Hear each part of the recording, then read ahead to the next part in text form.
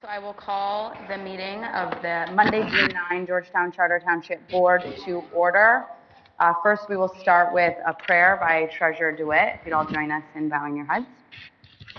Kelly, Lord, we thank you to come tonight as trustees and officers of this township. Lord, we ask you to give us wisdom in what we do and the decisions we make tonight. We ask you to continue guidance on the people that we have working for us that make this township as good as it is. We ask you to continue safety with them. Lord, we thank you for being with our firefighters and their families and the sacrifices they make also daily and nightly. Our officers also, Lord, police officers, give them guidance and keep them safe.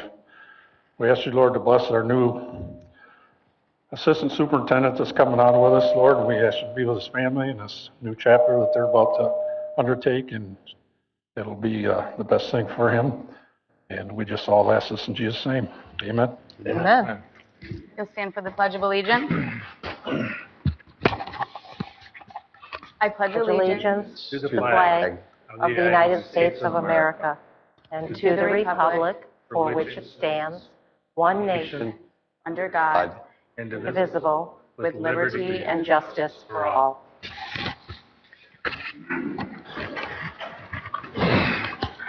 First, I will take roll. We are all present except Supervisor Wieringa is on vacation, so absent with notice. And before we get started, I wanted to introduce our new Assistant Superintendent, Andy Reenstra. If you want to come up, and most of us, I think all of us actually today, had the pleasure of meeting you at the DPW building grand opening, and that was great, but we'd love to have you formally introduce yourself to the board and to the public for the record. Absolutely. Well, thank you for having me. My name is Andy Reenstra. I am unapologetically a transfer and follower of Jesus Christ.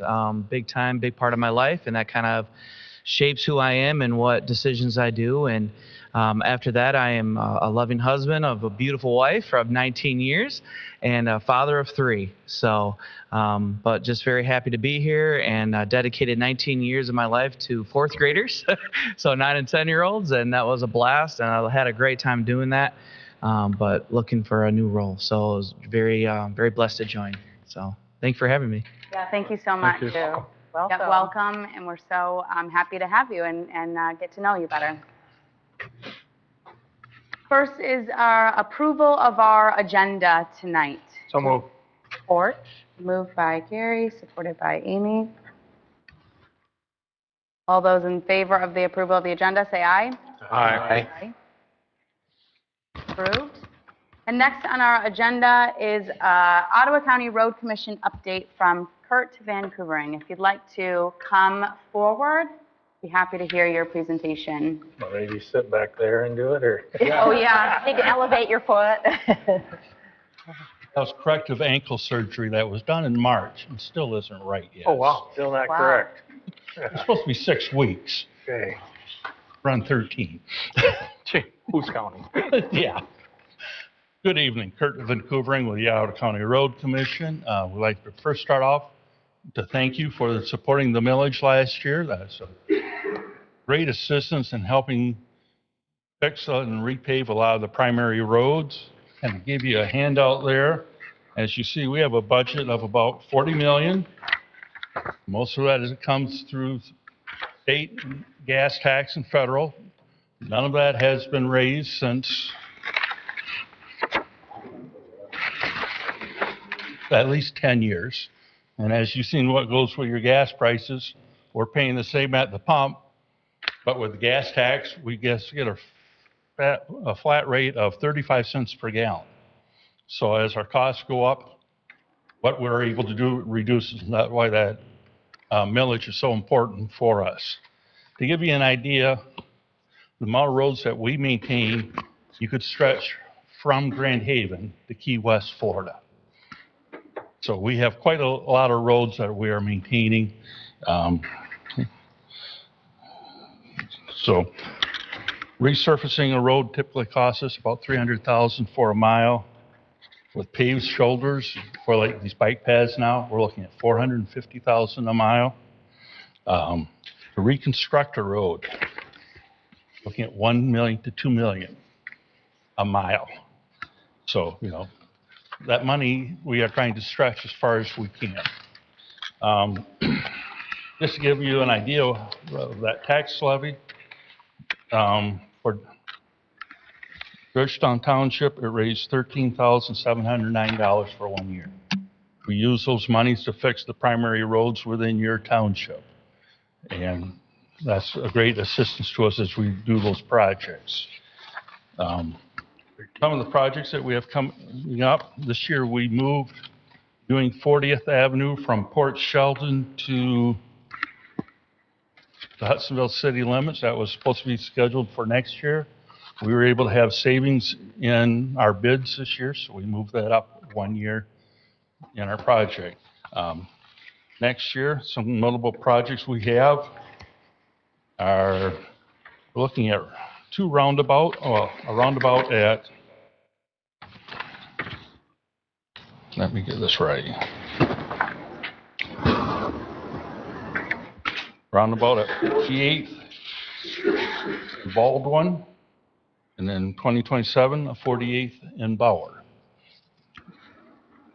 Those are two significant projects that we have. Of course, we have resurfacing this year of 12th Avenue, 16th Avenue, 28th Avenue, 40th Avenue. We're seal coating 4th Avenue and resurfacing Jackson Street from Angling to Kennewa Road. One of the big questions we are asked about are intersections when people want to put in traffic lights or stop signs. That is referred to our traffic engineer, and he will review them. It goes through a scientific process where we gauge the amount of traffic on each road, the number of accidents. If necessary, we'll make recommendations that a stop sign may be put up, or traffic lights, or left turn lanes. Left turn lanes often require us to rebuild intersections and make them wider.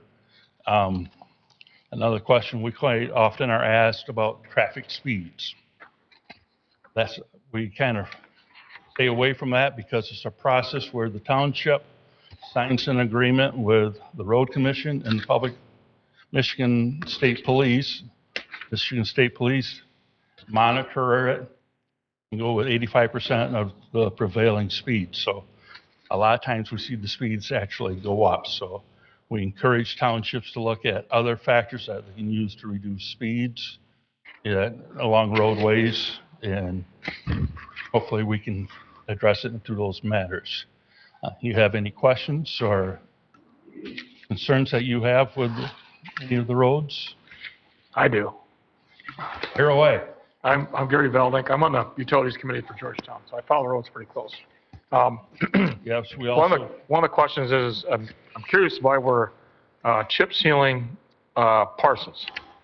Parsons between 8th and 14th is a disaster. And I am 90% sure that was talked about a few years ago about being retargeted, or 2 years ago. And so I get a fair amount of calls and emails on that one. And I'm trying to figure out why that hasn't been done earlier and why it's being chip sealed instead of repurposed. That's why we're here tonight.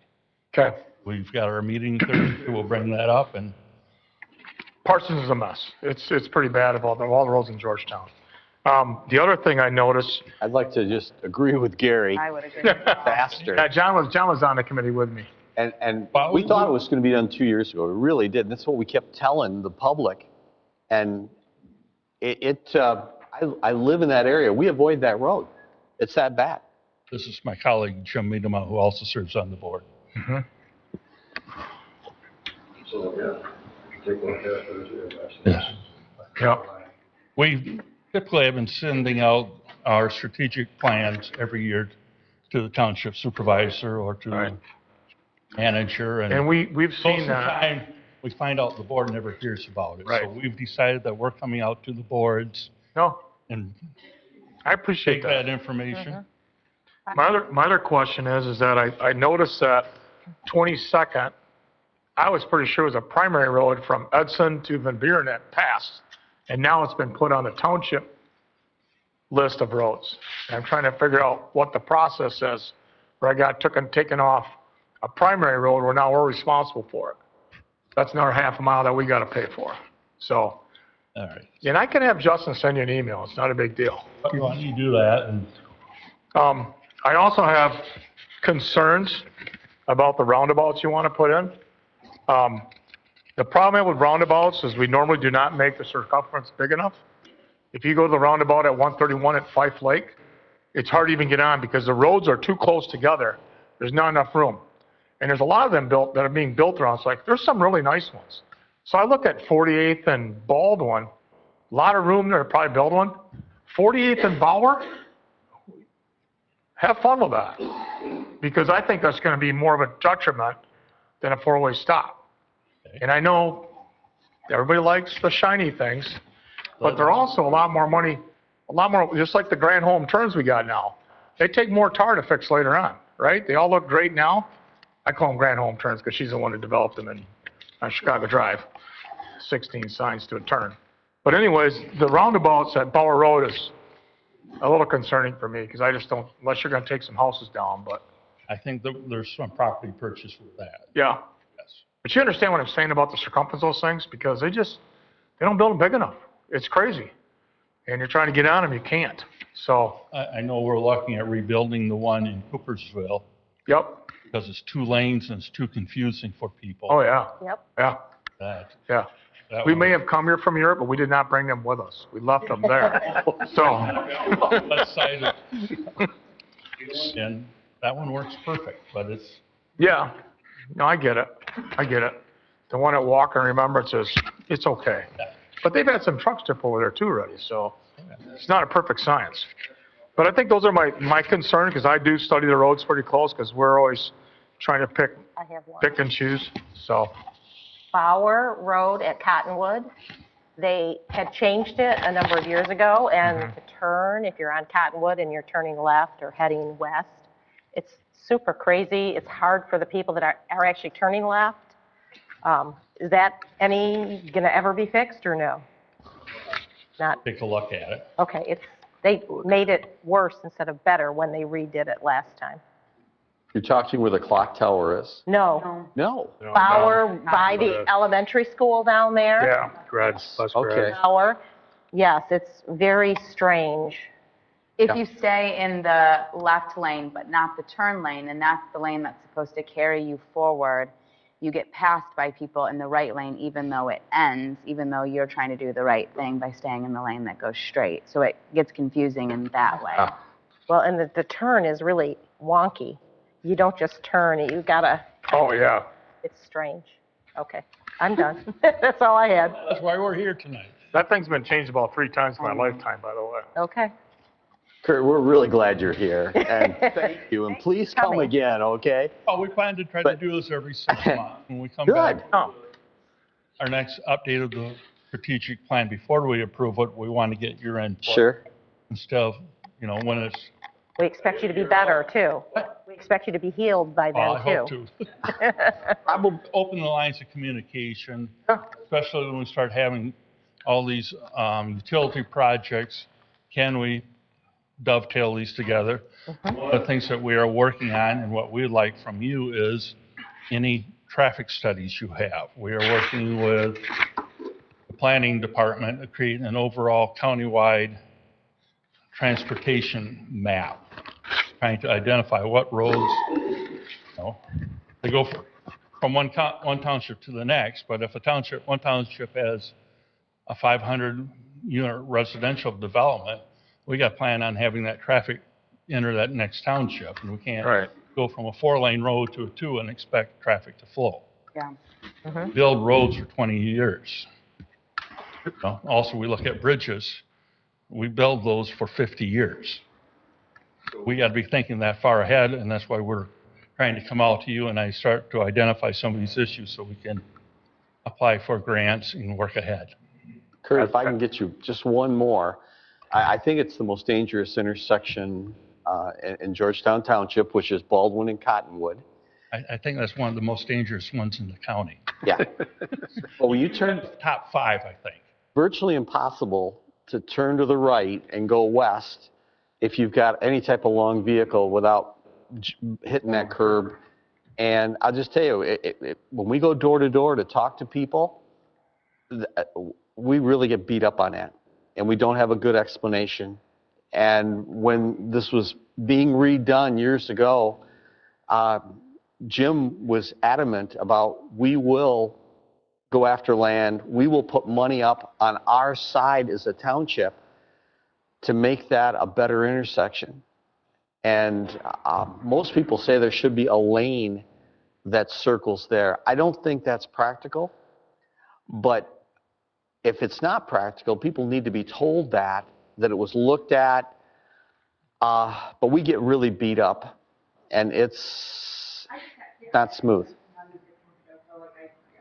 Yeah. Whatever you can do for us would be wonderful. Well, we'll take your things and we'll come back in probably 6 to 8 weeks with responses. And Thank you. Yeah, it's not only the turn lanes, but it's also the left lane side swipes. Any, Yeah. Yeah. used to be in the fire department, we had two of them side by side that had to go straight through, and we clipped each other just because it's so narrow. Mhm. I don't know what you do to fix it, but something should be done. Do you guys do the road list in the fall for us too? So like, we get a list of We'll do the case already. what's the process in that? Like last year, we got a list of quite a few poor roads, and I actually wrote a lot of them.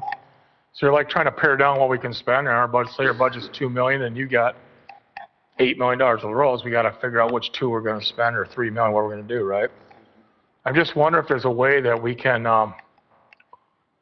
grade them differently, so that, because some of them, like, they're poor, I'm like, yeah, they're poor, but they're not as poor as this one over here. You know, I can think of a few of them in my mind, like, there's a few of them in Meadowbrook that were like, they were okay. Meadowbrook, you're talking subdivision. Yes. I don't think we don't do subdivisions. No. Who does the grading on that, though? They pay for all that, we do. Well, we get a list that's, But we do get a list we that get a they list have from a you guys, poor, poor, fair, good, good. very poor. I think you usually tell us which ones you want done every year. We do that, but we use your grading system to figure out which ones to do. So we're trying to understand how the grading system is implemented, because on the list this year, some of the roads that were slated for resurfacing, I don't think they were as poor as others. So the poor umbrella feels pretty like a wide cast net. Yeah. So if we could understand your grading system a little bit better, it might help us to then within poor categorize them 1, 2, 3, 4, 5, 6 a little bit better. Last year, by the time we got the list, we got snow.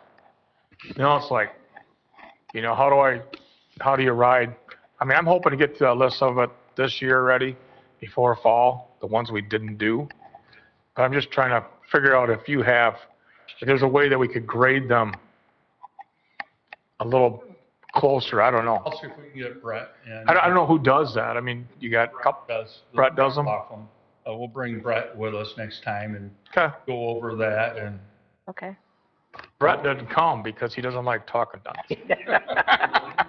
A vehicle, was it? boss. Is that you? Make them Weren't come. we told at one time you got a vehicle that, how bumpy it feels, or got something on it that grades some of these roads? I thought that's what we were told at one time. I was told that years ago when I got on the board, and one of your colleagues, Randy Nagelkirk, that used to work for you, I talked with him, and Randy said, I've been with him forever. I've never heard of anything I've that, never seen or heard it. I don't know where that came from. okay, It's mainly going visually through and Yeah. okay. roads. Thank you. Any other questions? Thanks, Kurt. Appreciate it. Very Thanks, Jim. Tim, thank you so much. We Thank you. appreciate it. Oh, thank you. I was back in Jim Hopeful was there, I was supervisor in Jamestown. Yeah. So, Okay, anyway, gotta get Perfect. ahold of me. okay, thank you so much. You. Okay. Well, soon. Yeah, next on our agenda is a fire department drone presentation by Chief DeWitt. Hey, thank you, sir. Let's go on with slideshow. Thank you. Thank you. Thanks, sir.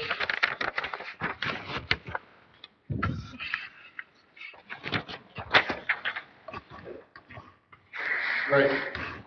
Matt DeWitt, Georgetown Township Fire Chief. I'm going to go over our drone program, just kind of give you an overview what it's all about. Drone basically came along based off a fire that we had, the Newell fire, which we had back in March. So reasons for the drone, situational awareness. We discovered that on the Newell fire, how important it was to know where our guys are all the time and keep them safe. We can use it for search and rescue, hazmat situations, wildfire monitoring. Apologize, I got a cold, so I'm going to struggle with this one. Looking at big wildfires, overseeing our operations while we're doing it. Overwatch of our team, if we have a fire that we burn a shell of a building out, that kind of thing, we can use it for investigation. Post free, so we can go and take pictures of it. And scene documentation, we have a tornado go through, a storm, a flood, document things throughout our township for surveying. Also be able to use it for parks, cemetery, water department. They have a situation. Water tower, survey some land. Need to have some eyes in the sky. We can also utilize it with other department heads. The model that we went with is a DJI M30T drone. To us that we had something that was wind resistant. We had some weather. If we had a situation where it was windy, now does it mean we're going to fly in those conditions? No. We have to abide by the FAA guidelines, Part 107, and so it doesn't necessarily mean we're flying in that, but it can handle those conditions. Also has still pictures. Those you can do video, and it does have, excuse me, a searchlight that you can be able to see from the air. If you need to find something, you can shine a searchlight down. It does not have audio capability, sound. So the team will be comprised of one lieutenant. Todd Hauer from Station 2 will be in charge of the drone program. We'll have 8 firefighters that will be trained, pilots, out of our members. The unit will be stored down on our heavy rescue unit, 832, down at Station 2. And it has a display screen like you see on the right there, where as we take real-time images, the images are sent to the screen, has a giant battery pack in it, and then we can get real-time feedback. That's where it became very valuable at the Newell fire. Next slide. So on March 12, we had a large fire. For those that aren't aware of it, it was a 12-hour fire. I will say, as a fire chief, one of the scariest things you can do, pull up to a burning building and send guys into a house and you don't know where that fire's at. It was very, very scary. I had been offered by Marn, who has a drone, to call it out anytime we need it. And it took them quite a bit of time to get it deployed. It was over a half hour for them to arrive on scene and help us out. But having those eyes in the sky was valuable. It made me feel more at ease, and we'll show you in some pictures. Our deputy chief right there is taking pictures of the screen, and he's sending them to the roof, so the roof knows where to step and where not to step on a fire that is on or in the building, but they can't see it. So they had smoke conditions on the roof, but they had no idea where they were at and where the fire was at. So they're trying to chase this fire. That's where the thermo came in play, and we could real time send them pictures to not only the other side of the building, but to the roof part of the building. We did request a second drone from Ottawa County Sheriff for the back side of the building. Unfortunately, that one didn't have thermal, so that was just eyes in the sky on that side of the building. The one on the side that we had actually had the thermal imaging. I'll show you some pictures. Well, as you can see here, this little squiggly line, that is a fire hose. Our crew is right in this area here. Everything in red there is heat. Our ladder truck is right there at the bottom. And we put that ladder up, didn't realize it, but that silo right next to it was the main component of this fire. That thing was on fire. We put our ladder right next to it. No idea. The thermal imaging picked it up. So we knew where our hot spots were, which saves time and allows us to get to that fire, find that fire, and our on-scene time is reduced. The crew on the far side made progress to the west side of the building. As they did, they realized they were chasing this fire to the west. So here's another image here. Excuse me. The fire had spread to the west side of the building, and you can see the big red blob. You can see little people. We told our crews, do not go any further because that roof could be unstable. We have a lot of heat buildup. The camera's showing it. We want you to stay to the east side of that. So that kept our guys safe. What we end up doing is what we call a trench cut. We end up cutting the roof all the way across. A lot of light labor and manpower to do that, but this allowed the gases and the heat and smoke to come up through that area and allowed us to put the water right on the fire at the location where we saw the heat signatures, which saved a ton of time and keeps our guys safe. So you can see on the left side, you got your heat signature right after they cut the trench. And then on the right side, we're getting water on the fire. You can see the difference. You got a red line, you got a yellow line. That's us putting water on the fire, knocking it down. Another example of utilizing the drone was Marne Fire also got called up to this one here. This was 2 football fields long of mulch burning in Blendon Township just a few weeks ago, probably a month ago now. You can see the heat signature on the left. That's the main bulk of the fire, where you see the big column on that left picture, but the right side. And what that fire did is when it caught wind, a lot of the embers flew up in the air and started all those spot fires on the left side. But you can see the right picture, it's solid smoke. So where do you put your water? That's what you got to decide. Just lob it on and you hope you hit something. The drone told them exactly where they need to put the water, and they could direct the water streams to that and make sure they were having good penetration on the fire. Go to the next one. In the center here, it's kind of hard to see. This is a cone, like a circle here with a cone. That is a searchlight. So as the night went on, the cold front came in and all the smoke banked down on the firefighters. They literally could not see from me to you. It got that smoky. And then it's like, where are you putting your water? So they took the searchlight out. They put the searchlight right on where the hot spots were, and that allowed them to direct the stream where the fire was. So drone costs, the whole kit cost us $18,166. What we did is right after that Newell fire, sat down with the manager and assistant manager. We talked about the need for a drone and how much it made a difference at that Newell fire. It was huge. With that being said, I started doing some research with Marne and Zeeland and Holland and all these other agencies that have drones, trying to figure out what was the best option and what was the most cost-effective option. We got it all together. I brought the proposal back to, at the time, the manager, and next day the price was going to double because of the craziness in the world, tariffs, that kind of thing.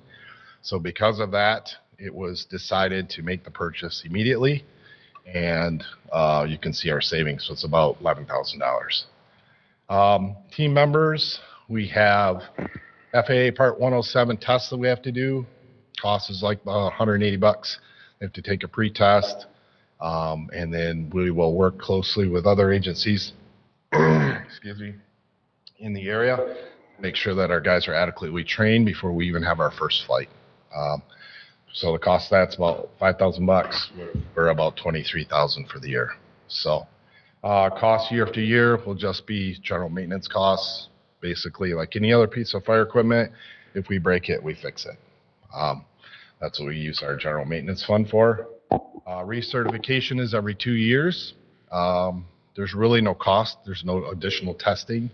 All you have to do is follow and read up on the latest iteration of the rules, which they come out with.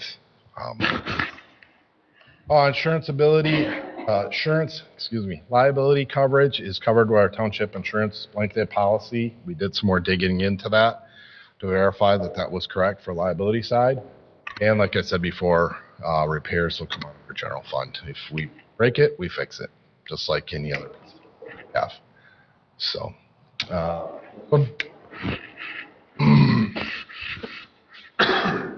SOP will cover everything from privacy concerns to when we fly, when we don't fly, mutual aid, all that stuff will be covered in our SOP. I've been typing it up right now. We're up to about 6 pages, been taking information from all over the country, state, from other drone programs, and we're building that SOP out. We'll have that approved by our manager, and before we even our SOP. Thank you so much. Does anybody have any questions? Yeah, I have one question. So what's the difference between just going up on the aerial truck and doing your infrared there? Because of how we can get higher in the sky, what we can see, what we can do. Plus, we also have video capability. We can take still pictures for investigation. So there's a lot of other different things we can do with it outside of just putting a thermal imaging camera on top of a ladder truck. We can only go 100 foot with a ladder truck, and with a drone, don't quote me on this, but I think it's about 400 is the cap. Go about that high, so we can get a lot higher and have a better person. This is more of a building rescue than a person rescue, though. What's that? Really? Wouldn't you say this is pushing more for the saving of a building than the saving of an individual? No. So I would say it's both. We had a situation this winter where we had a gal in the ravines. She went down in the ravine. We couldn't find her. There was, where is she? And all we had was someone came to the front of the park and stated, there's somebody down. And we're like, well, what trail? We don't know what trail. So that's where we can use the drone to quickly fly out with thermo. We can see the body and we can see the person, see where they are, and then use those coordinates, which is GPS. We can GPS it, and then we can walk in and locate them quicker. In the situation we had, we were fortunate. Myself was out there searching for her, that she ended up having somebody help her get out. It was huge, but that's another example of saving for people. How many drones does Ottawa County have? Police Department? Ottawa County has 4, I believe, and only 1, same thing, don't quote me. I think they have 4 with 1 that has thermal. Don't know unless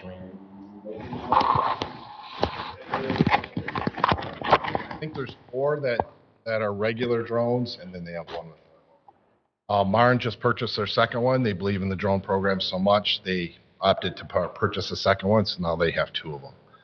They ended up. It's not time for any public comment. So with the drone, when we did make the purchase, we got an open box model, save us a little bit more money, and we also went in with Marne so that we could save on the shipping, getting it. Marne's been a pivotal point on helping me understand this program, how it works, and all that kind of stuff. And they actually purchased a second one, so they have 2 of them now in Marne. Holland City has 1, Zeeland has 1, and Marne out Georgetown. There's not a lot of them out there. The problem we had with Ottawa County, same thing. They have their certain guidelines for getting it deployed. So there's always a delay because it's got to go through an approval process, sergeant to captain to this guy to that guy to get it released, to have it come out. So it took quite a while to get it out. Okay.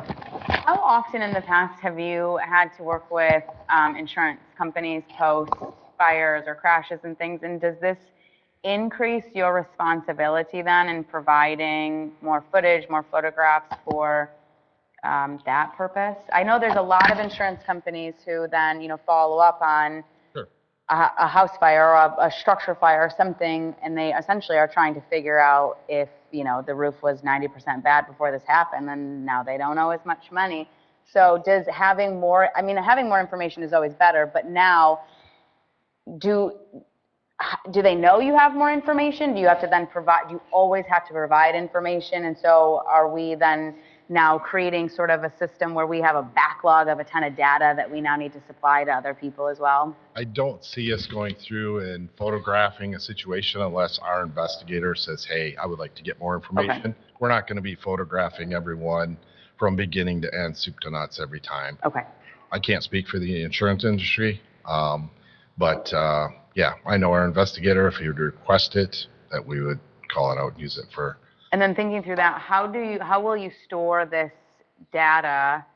Do we need a place to store it all? Do you have to store it for a certain amount of time? Is there any rules or that, or you'll use it as needed and you don't need to save it for any purpose? The footage would be stored in our S drive. We'll store it locally on our drive and maintain it for a period of time until, we feel that it's a situation where we don't need the data anymore. Will that probably be a part of the SOP then too, maybe thinking to that? Okay. And who can have access to the Yeah. data? Right? Sure. We don't want everybody to have access to this data. Sure. Is that a good question, though? Is it foiable? That's what I'm wondering is, now does that become foiable? Yeah. Any pictures that we take on scene and we put in our report, obviously it's attached to the report. Those reports go to the state, that can be foiable, right? Yeah, okay. So we will have a fire situation where we take fire pictures on the fire ground. They get put on the report. If someone FOIAs that, then the picture's attached with it. Matt, this was excellent information. Thank you. And want to thank you. You and Ryan spent about a little over an hour with Amy and myself because we had questions about this and other questions about the fire department. Yep. And both of you were incredibly professional and detailed. And I feel better about this because this is a lot of money.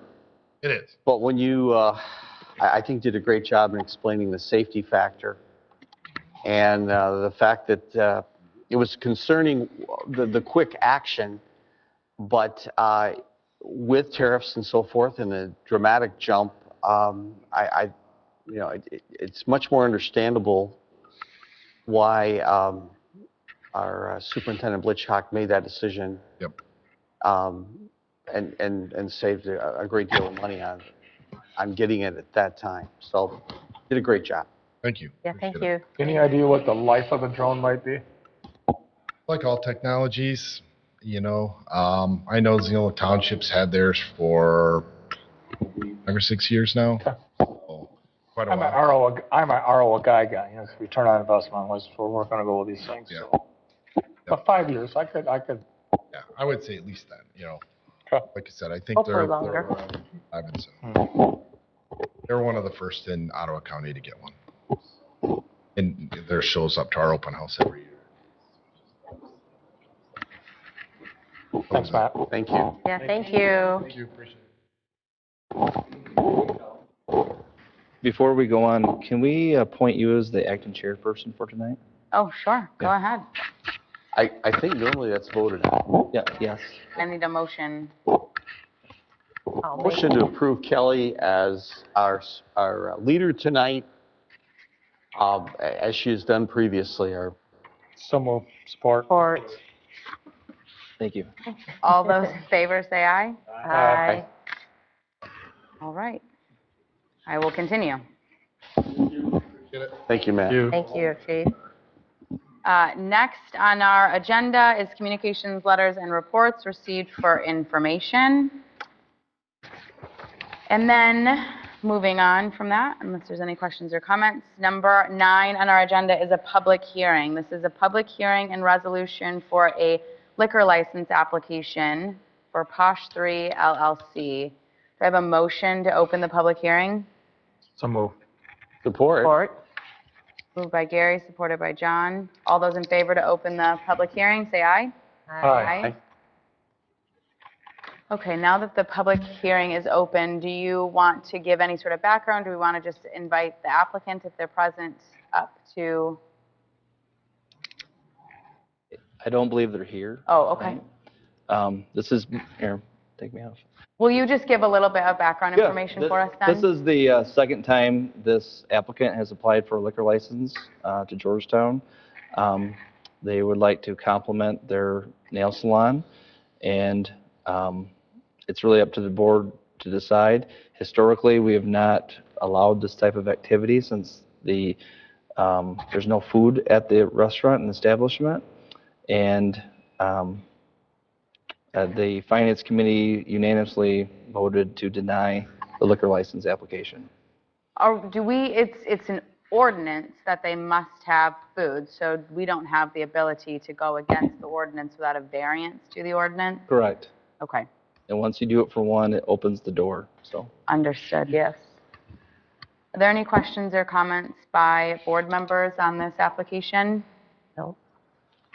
And nothing has changed, except we have different board members, so it was probably, we'll try with a different board. Correct. Pretty straightforward to me. Is there a motion then? There is a motion recommended as the planning commission did deny the resolution. I'll support that motion. And support. Support it. Okay, motion by Gary, supported by John. All those in favor of denying the resolution, say aye. Aye. Actually, I need to do a roll call vote. Thank you. Got it. Okay. Trustee Schwam, Vote to deny. Treasurer DeWitt, Deny. clerk is deny. Trustee Grassman, Deny. Trustee Veldink, Deny. Trustee Kelly. Right, that is 6 for denial. Okay. Now we are on to public comment items, or public comment for action items remaining on the agenda. So this is a public comment specifically for action items on the agenda. There is a second public comment period at the end of our meeting for general public comments. So I'll open it up for public comments for action items remaining on our agenda. And if you do come forward, please come to the podium and state your name and address for the record. Last call for public comments on action items. Seeing none, we'll move on to our consent agenda. Do we need a motion for the consent agenda, Justin? So moved. Okay. Support. Moved by Gary, supported by Amy. All those in favor of approving the consent agenda, say aye. Aye. Carried. And now we're on to 12, a presentation, a water sewer rate presentation with Andy Campbell from Benzinski and Company Municipal Advisors. Thought you'd come in person once, instead of Skype? Every now and then. You want to do an intro or good to go? Okay, all right. Andy Campbell, CPA and registered municipal advisor. We work with the township for a number of years now. We just changed companies, so I'm not sure how many I've talked to about this, but we changed companies in July of 2024 to Benzinski and Company. Brittany Brower came with me from the previous company. A lot of the same team, just the company now. We're here to talk about updates on water and sewer and rate recommendations for the water and sewer rates. A lot has changed with the city of Wyoming, and that's going to be a lot of the discussion, but we just have an updates from our previous study in 2023. On the overview, let's skip through that. This is the stuff we'll be talking about. We're going to get right to the presentation here. Water capital improvement assumptions. If you have any questions, you don't need to wait till the end, by the way. Just please interrupt me at any time. But capital improvement assumptions in the 2023 study. So this is from our analysis in 23 when we were with Baker Tilly at the time. The water capital improvement projects on the top and then the bottom, if you could scroll down just a little bit for me, Justin. So those two, at the time we had two scenarios. And this is just the water side of the equation at this point. We're going to talk about sewer in a second. But on the water side, at the time, Georgetown Township, so this is the township's portion of capital improvement projects, was estimated to be between $23.6 and $24.9 million over the next 6 fiscal years. This was the capital improvement plan that was laid out by staff and administration, the board essentially at that time, for the water capital improvements. Going forward to the next slide, you'll see that the update It's essentially most of the same projects, just that with increases in estimated costs for construction, those estimated costs are anticipated to be 26.4 million now. So one of the major points that to be aware of is that the township is not immune to the inflation pressures that we're seeing. Construction costs continue to rise. This was kind of before the tariffs talk, but you still have to take that into account if that's going to affect anything. So with Joel and the team and just looking at the capital improvement plan, making sure that we're hopefully conservative enough in the updated study to take on the capital improvements that are expected on the water side. Just to give you an idea of what is in there, some of the main projects in the 25, 26, and 27, go up for me. Yep, the main ones that are in those big numbers at the top. The water meter program, maintenance building, 48th Avenue water main, Baldwin Street water main. So those are a lot of the main projects that you'll see in especially 26, 27. There's more of the costly capital improvements that are in there. One of the main assumptions that you can see in the chart, though, the table, is that we are still anticipating at this time to tackle those capital improvements with cash. So we'll talk about Wyoming in a second here, your supplier, but that's always been the goal of the board, and let me know if that's changed. But in talking with administration and updating the analysis, the goal was to avoid debt where possible, and that's a big input into the capital improvement plan about whether or not to issue debt and how that affects user rates. But we are anticipating to pay those, and those are all built into the capital improvement plan, and thus the cash flow to pay those with cash. Next slide. This is why this has been a lot of the discussion and a lot of the changes, and primarily why we're here tonight. This information has changed umpteen different times, but I'm here to talk about umpteenth and one update, and hopefully there's not going to be too many after this. But in 2023, we didn't have a whole lot of information from your supplier, the city of Wyoming. We knew about our capital improvement plan, so the $24 million roughly capital improvement plan for water. At the time, it was really anticipated that what many would call like inflationary increases to their expense budget, how much we pay to them on a given year to supply us with water, was going to be the plan. Shortly after completing the study, there came some information. Most of it's filtered through the county in your case. Ultimately, Ottawa County has a contract with Wyoming who serves you. So some of this is filtered from Ottawa County, some of it's directly from Wyoming. But shortly after the study was completed, Ottawa County gave us information from the city of Wyoming that their capital improvement plan and the expected money that they will charge the city, charge the township for the city water fund expenses is going to be greatly increased. All of the communities are going to be impacted that are on the city of Wyoming system. It's going to be layered differently depending on a number of different factors. So just some of the factors are, there's like east versus west side components. So the kind of like the east of Wyoming customers, and then like the west of Wyoming customers, which includes you and Ottawa County. Basically how the plant's set up and where the transmission goes and all that stuff. Everybody's impacted by the big transmission line project that's going to Lake Michigan. That impacts everybody differently. They're also building in numbers for capacity and growth, and that specifically affects Georgetown Township more than other communities that are not growing. There's a lot of factors in their rate study. I will say, like, we've worked very closely with administration and with Pat at the county. Iskevich? Close. I think I'm getting there.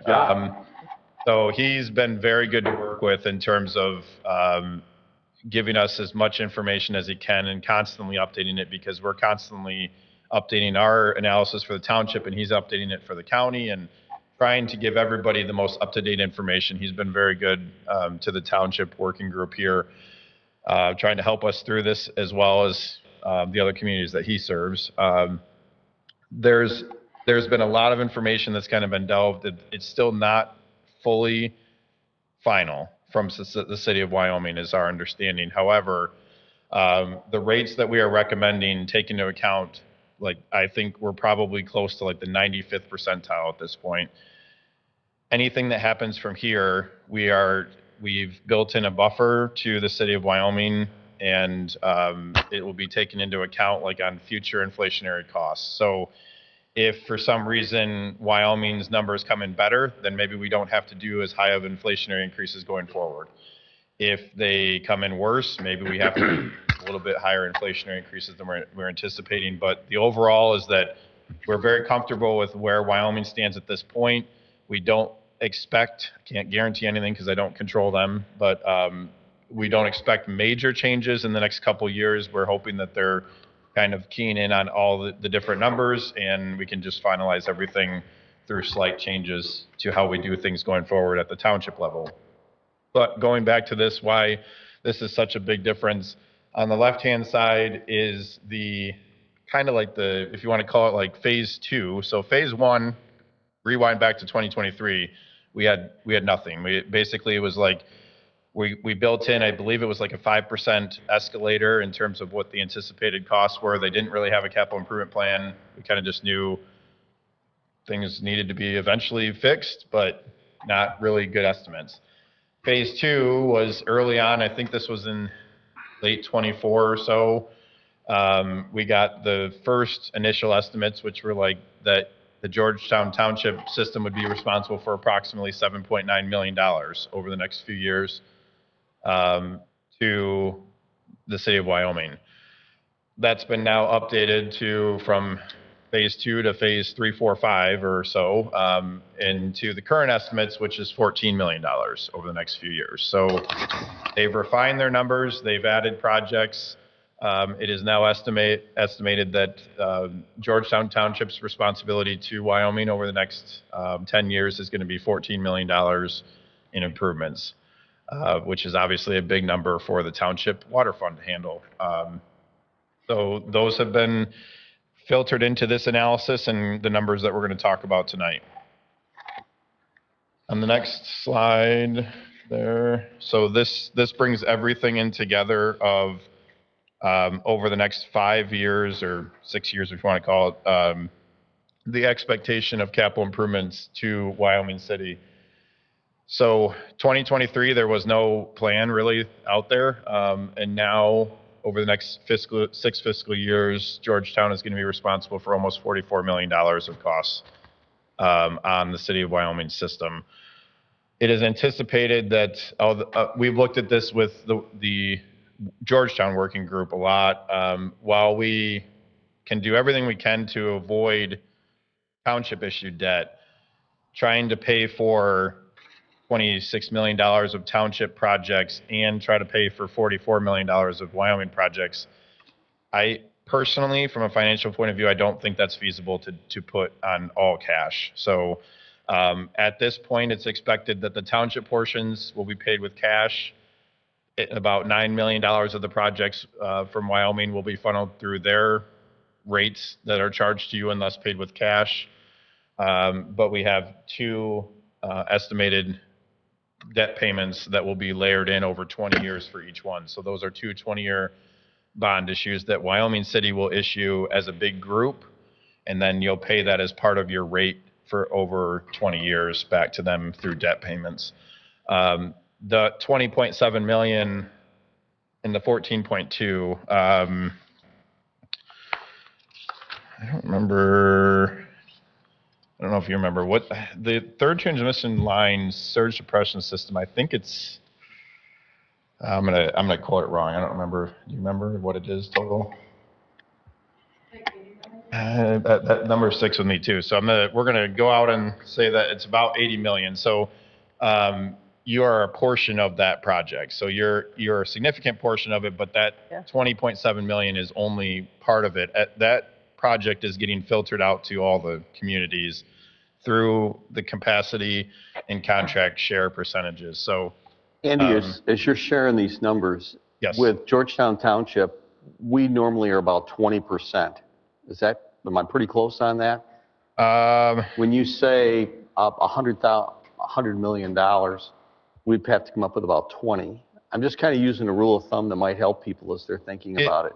So if you go back to the previous slide for me, right there. So you are 41% of Ottawa County's 49%. Right.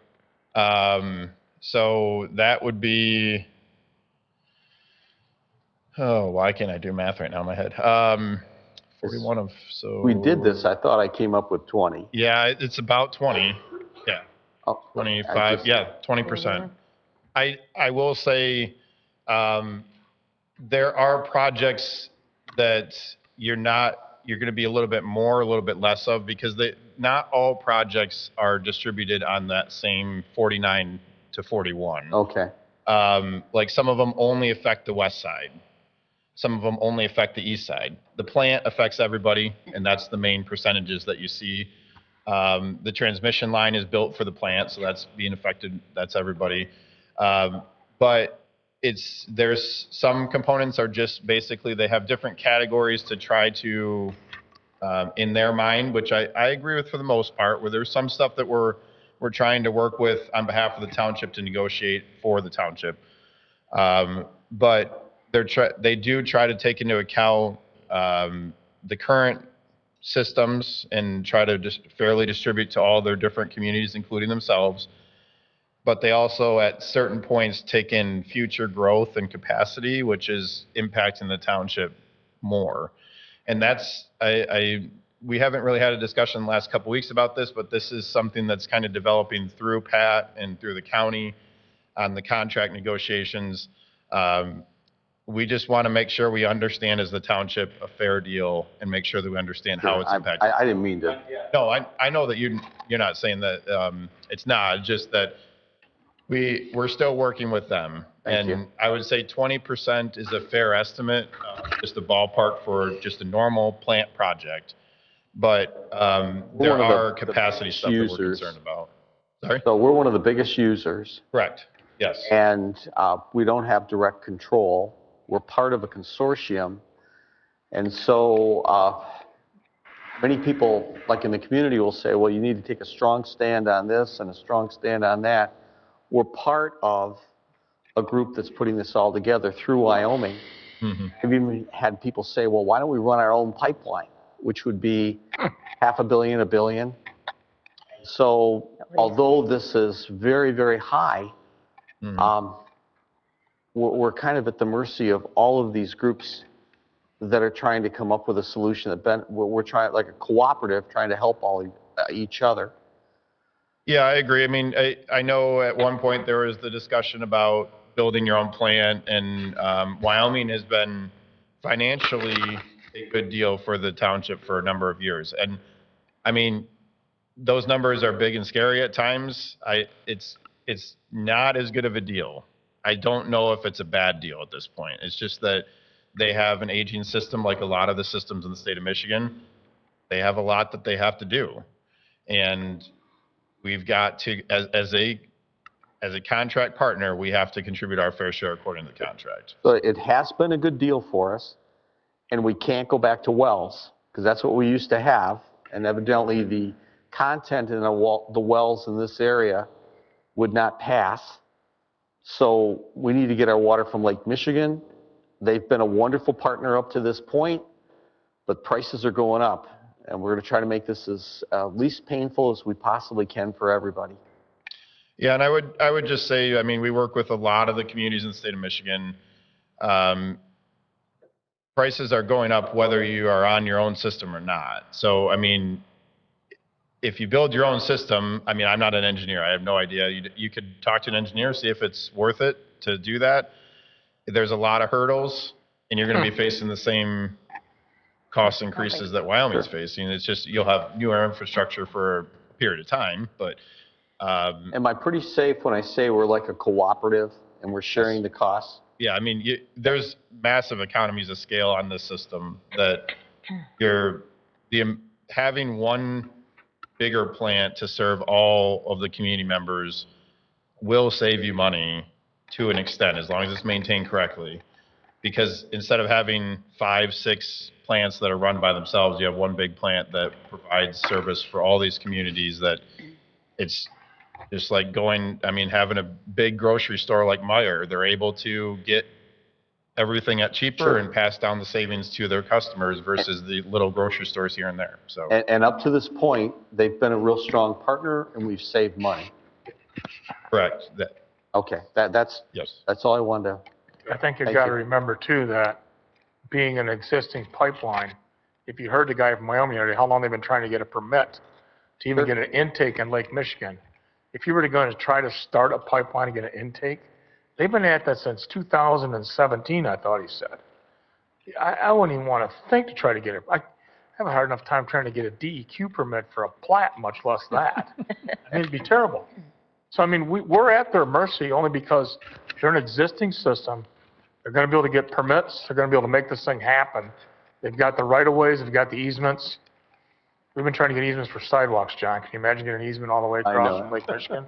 But we hired Andy to try to make this as painless for all of us as possible, and he's very highly recommended. I still struggle with the suppression tanks, and I did tell those guys that, but I argue with engineers all the time, so it's not a big deal, but I still think the $80 million you're going to spend on those things, I can't get up.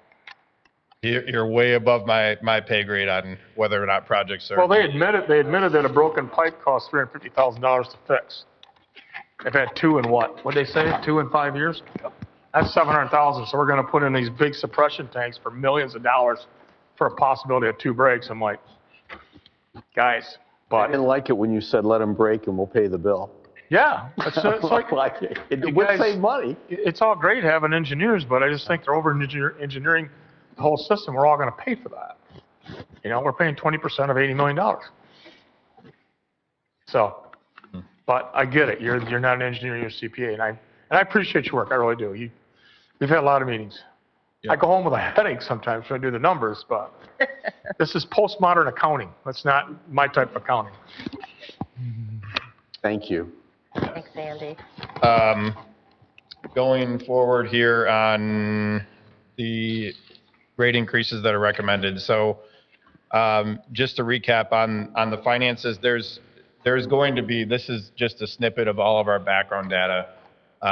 We're going to submit a final rate report when everything's kind of tied up with all the graphs, all the charts, all the data that you want to see. But it is important to share that the main reason why we're here is the city of Wyoming, but it's not the whole reason. Right. There are stuff that are expenses, the township's budget. I mean, everything has gone up, just like your everyday personal lives. A lot of it is from the city of Wyoming and the supplier, and the hope is that they're on track. I don't know, we don't work with them, so we work with a lot of communities that are dealing with this, and I'm sure a lot of you will hear about rate increases for other communities going around. It's part of the reason why we're here, but to be fair to them, like, you hope that they're back on track with the capital improvement plan, and maybe that the system is in a good shape, hopefully going forward. But the rate increases are needed because of supplier increases, Georgetown capital improvements, Georgetown budget. It's a culmination, and those are the recommended rate increases based on that analysis. So cash funding, Georgetown capital improvements, cash funding and debt funding combination, the Wyoming City capital improvements, making sure that we keep the fund in a good position with cash reserves, and move forward with the hope that inflationary increases going forward will cover us. So the goal is that we get this, we talked about staff and the utility committee about options, about whether or not we do this all at once or whether or not we do it over 2 years or whatever. The goal is that we need to adjust rates to address the city of Wyoming especially.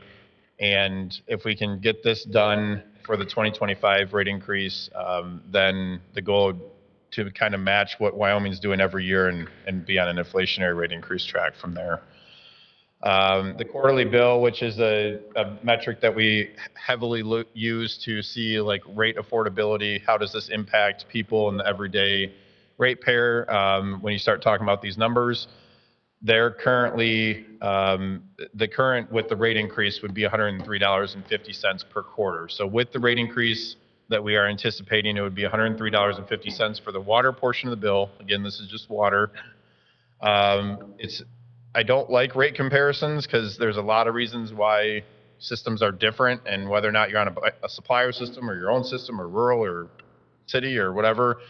But it's important at times to understand kind of where you're at. And I will say that on the water side, our company sees that the average water rate for the state of Michigan is about $135 per quarter. So we're anticipating $103.50 for your typical homeowner. The typical that we see in the state is $135. So that will hopefully give you just the metric that they can kind of compare against. If there's no, oh, this is, yep, go ahead. This is just a kind of the summary of like what's changed in terms of all the capital improvement numbers, the budget numbers. Happy to answer any questions, but kind of went over that. Can I ask one quick question? Yes. Would we have, I mean, since I'm new to the board and don't serve on the utilities committee, just for my education's sake, is part of the problem lack of rate increases over year over year in the past, and so now we need to play massive catch up in addition to the Wyoming capital improvement projects? It just feels like the rate increase, you know, I want to be able to justify why it's so significant, and I'm just trying to figure out if it's a culmination of things or one thing versus another. So can you go back to the cash flow real quick? Your current, go down one with the colors, that one, right? Yep, thank you. Current rate, $60.95. I don't know. I mean, I'm sure if I did some research, I could find a couple, but that is phenomenally low. Low. $20 a month is, I just don't know of anybody that, I mean, there's maybe a couple communities out there, but the only time that we see that nowadays is if you're on a system that was built with EPA funding back in the day, that was all grant funding when suburban flight came into account in like 60s and 70s, and they just haven't adjusted rates. And that now, like, basically this happened to a lot of townships. I don't know if this is Georgetown, so I don't want it to sound completely like Georgetown, but a lot of the rural townships got 100% money to build their water sewer system in suburban flight. And then they tried to keep rates low as possible, and they just haven't had to deal with like big plant fixes. I believe, like, from the discussions, again, from my knowledge as a financial person, like, that's part of the issue is like the township is still very new. So you are dealing with the same impacts that the city of Wyoming is dealing with, being a much older, more established community. The township has only, I mean, a very limited, realistically, experience of decades versus century of experience in the water and sewer world. That means that a lot of your system is still very new, relatively speaking, and you don't need massive repairs a lot of times. And then you look at it on top of that, like the city of Wyoming system was very cheap, to be honest with you, for a number of years. To be able to keep your rate at $60 was due to the fact that you're very new. They didn't pass down a lot of the costs they should have. Like, I would say it's 100% certain that Wyoming delayed maintenance and delayed capital, because you can see it now. Like, they're trying to catch up. They're trying to figure out how to get back on their capital improvement plan. They tried to keep rates as low as they could for themselves and for everybody, and it kind of caught up with them. Another factor that is in there as well is that the Georgetown system was constantly growing for a number of years, and with growth comes connection charges. And connection charges can stabilize the budget. So for instance, like, let's say you need $2 million to operate a system. You need to bring in $2 million for all your expenses and capital improvements for that year. If you have 0 connections, so you're a city that's not growing anymore, you need to charge rates that bring in $2 million. But if I'm a township and I still am growing and getting new connections, maybe I only need to charge $1.8 million and I have $200,000 of connection fees that make up the 2 million that move me forward in the world. And that's been part of it as well, is that Georgetown was growing. Those connection fees from new customers were used to stabilize the budget to pay for the current expenses of the system, which is the way you're supposed to do it. It's just that we had the benefit of constantly growing for a long time to fill the gap. So it's been a number of things. I mean, a lot of it, as you can tell, is down to supplier issues and kind of getting back on track. But you're in the position a lot of townships have been in where connections and newish system we've been able to survive for a long time on very low rates. That's helpful. I appreciate all of that explanation. Thank you. So let's go to sewer.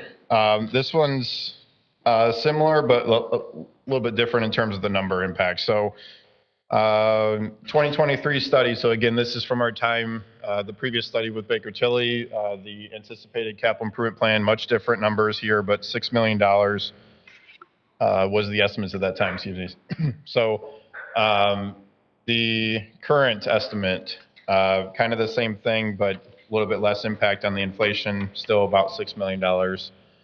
It is anticipated that that will be paid with cash. So again, the hope is that no debt will be incurred on the sewer side from the township point of view. Sewer rate increases, so the next one, there's a lot less impact. So I mean, you do have supplier impacts here, but it's a lot having to do with the capital improvement plan is just much different, obviously. I will say that the thing that we've talked about, and this is just, I got to cover my butt at times, but the thing that we kind of talked about internally, the thing to keep an eye on is that Wyoming has been centered on water for a long time now. And what happens when water is done? Do they turn their eyes to sewer? We think that it's not, like, again, from Pat and from the discussions with Wyoming and everything, we think that the water fund is in worse shape. So in talking with them, the capital improvement plan is very extensive, multiple hundreds of millions of dollars overall to do the transmission line, the surge suppression system, a bunch of other stuff over the next 10 years. But we are keeping an eye over the next couple of years, especially on what happens on the sewer side with Wyoming. But we're not on a Wyoming sewer treatment plant. We're on a Granville. Granville, thank you, sorry. Granville's in a lot better shape than Wyoming. Thank you, Granville. I don't know where I got that from. That was from... I don't want to be part of Wyoming. Let's see where we're at. We're in good shape with Granville. You're scaring us. No, that was all me. I was centering back to the previous discussion I had for another community in your situation. No, it's fine. You're doing a great job. Scratch that. That was my bad. So Granville is, we do work with Granville. I would just continue to look at what they are doing over the next couple of years. So I believe that they're in a good position. But again, like I think they are everybody's centering on water. And when we start turning our eye to sewer as a collective unit in the whole region, are we going to be in a position where we need to start investing more? Water is more of the topical, in the Grand Rapids area, water has been a very touchy subject for a long time with, lead and copper rule with Flint, and just, it's been extensively researched for a long time with Wyoming and with other communities. Sewer is going to be put on the back burner by a lot of communities. So we are keeping an eye on that, just saying we got to protect and make sure we reanalyze of what happens on your supplier system, Granville, not Wyoming, on the sewer side, to make sure that when everybody gets tired of talking about water and we start turning an eye to sewer, does that change? The one thing I will say about Granville sewage treatment plant, because I followed it, and Pat will back me up on this, that our usage of Granville sewage is less than it has been in a while. They because of water savings with toilets and sinks and whatnot, we don't use as much. That sewage treatment plant is actually projected the last 15 years more than it originally was. So that's a benefit to know. But it is causing other problems. Having the low flow, then it's causing other chemical problems that now they've got to change the makeup of how they treat it. And That- also that with could low be- flow, Right.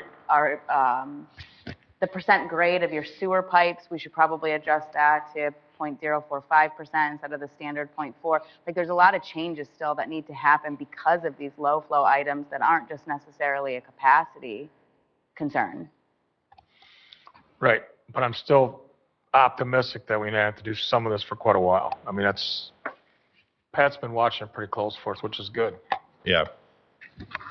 Yeah, I mean, so on the sewer rate increase side, I will just say, like, I just want to reiterate this again, like, everybody's talking about water rate increases Oh, yeah. and trying to figure out how to keep the total bill to a minimum impact. And, Right. I mean, Granville did just adopt their water rate increase. They're in the same position as a lot of communities of trying to figure out how to limit that impact. So it's just something we're keeping an eye on. I don't want to say, like, I mean, it's not like, I don't want to imply like that they're waiting until next year and then they're going to drop a bomb Right. on you. That's not at all what the talk is. But it's just something to make sure that you understand the dynamic right now in the whole area is water, water, water.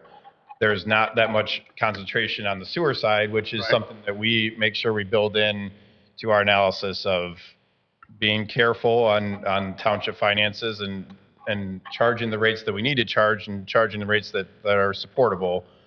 But the sewer fund is in a little bit better position financially just because of the information we have and just making sure that we do right by the ratepayers there. Georgetown Township, so going to the blue numbers there. Again, in the state of Michigan, most communities, sewer is actually more expensive. Yours has been a little bit more expensive as well. The typical that we see in the state of Michigan for sewer is $150 per quarter. With the rate increases that are recommended, you will go up to $105.75 per quarter. You're still much below the median. There's a number of different reasons why that might be the case, but just something to look at in terms of comparison. Again, like the target, just the inflationary side, the target is to, as of right now, the recommendation is to do this in July and then hopefully get both systems on track for you guys, for your suppliers, and just fly with inflationary increases going forward. The combined water and sewer cash flow on the next slide there. Holy cow, that's little numbers. Thank you. So this is kind of a preview of like the final report, but I just want to make sure that if you could go down. So these green numbers are what's most important really on all those numbers that we talked about in the analysis, but this kind of filters into this cash flow. All those numbers from Wyoming, Granville, the water capital improvements, sewer capital improvements, everything, all that stuff about all filters in. With those rate increases, we are still anticipating to use some of the cash reserves. So it's important to know that we're not recommending rate increases just to save a bunch of money. This is recommending rate increases to still use some of our cash reserves, but also keep the township out of debt. So we talked about this a lot, is like the goal of not issuing debt for the utility side. This is you can kind of think of it as a compromise, trying to get the necessary revenues we need to not issue debt and do the capital improvements and pay the supplier costs we need to pay, but also accessing some of the reserves to limit the impact on rates as much as we can. That cash that's green is your total reserves for the water and sewer fund. It is anticipated to be spent down over the next 5 years, primarily layering in a lot of the Wyoming costs, and then slowly building it back up to a reasonable balance over time.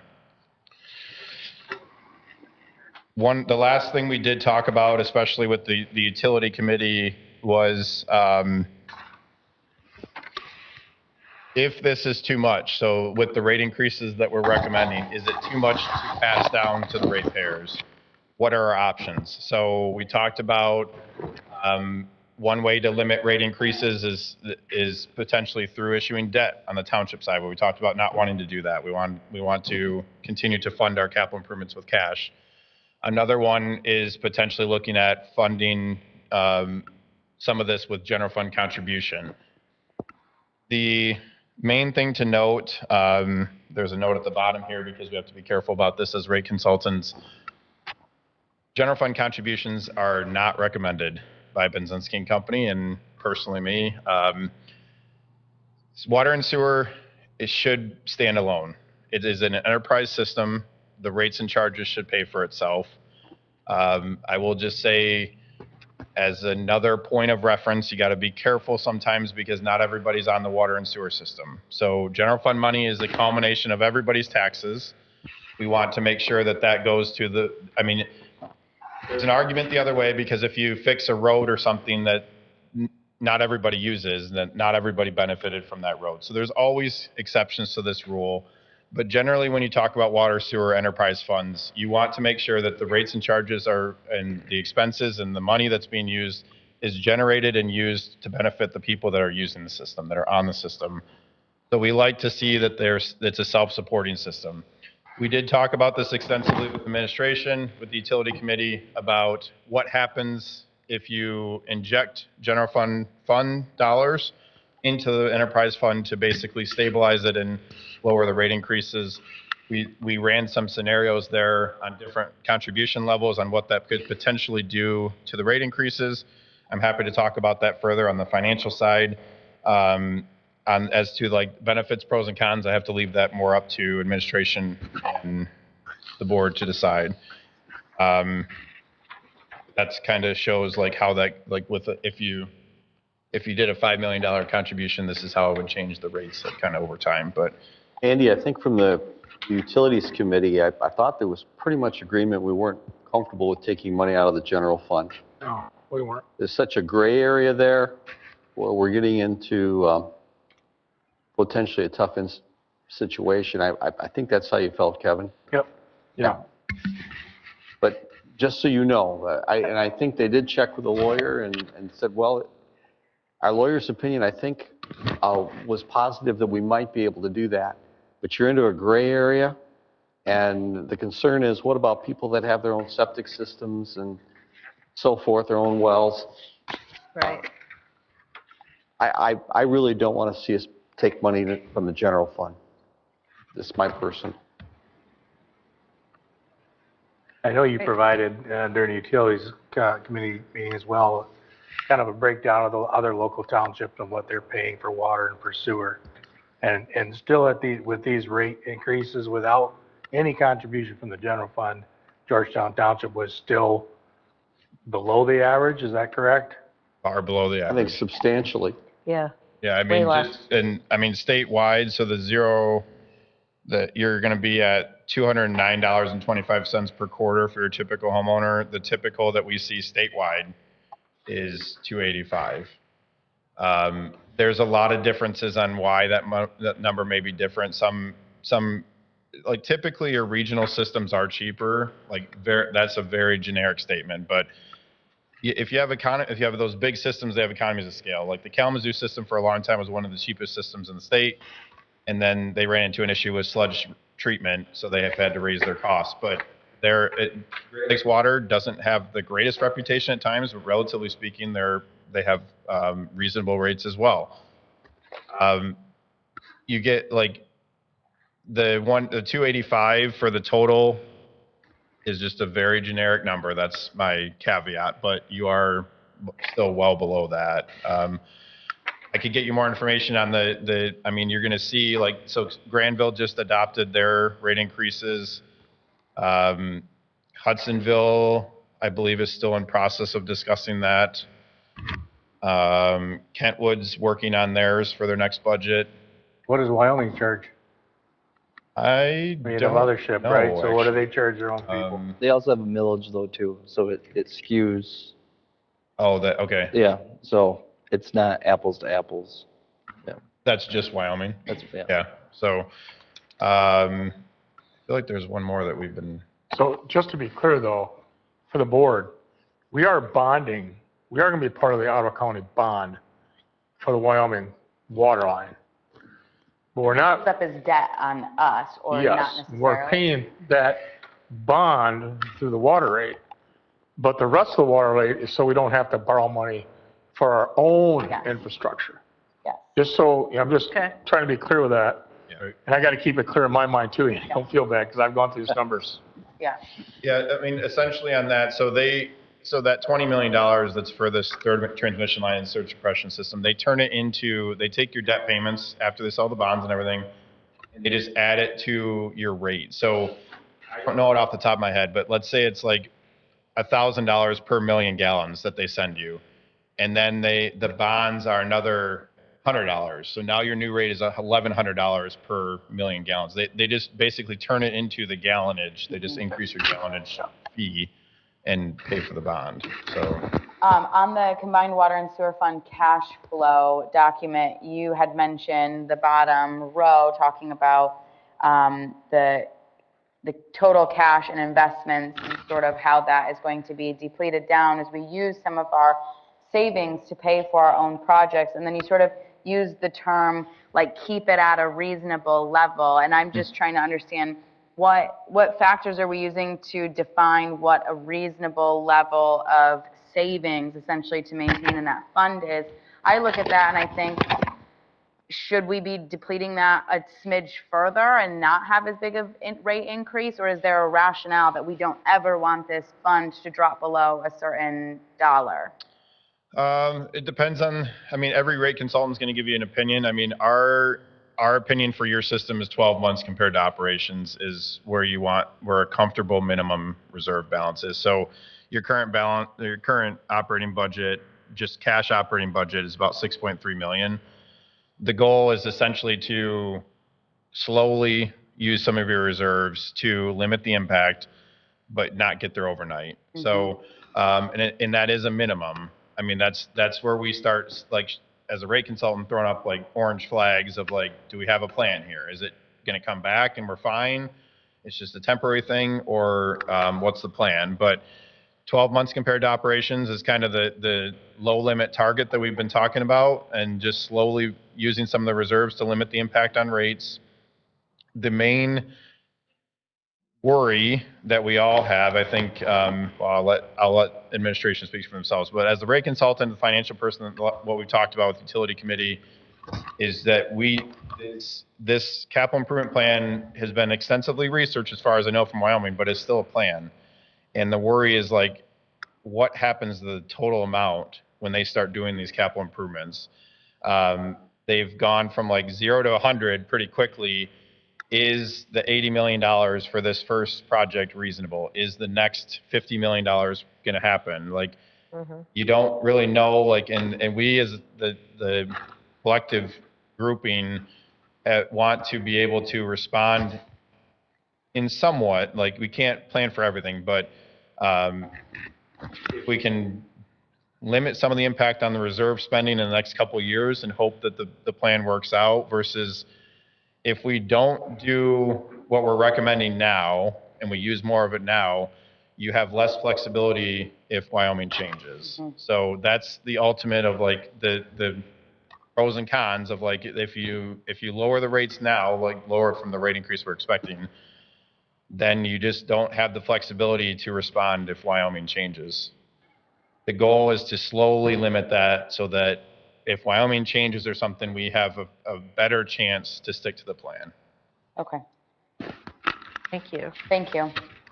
And that's what's been my argument all the time. I don't want to have to come back in 2 years and go, now let's do this right the first time that we're covered. Yeah. Right. And Andy knows that. We've talked about this several times, so I think he's done a good job trying to protect us.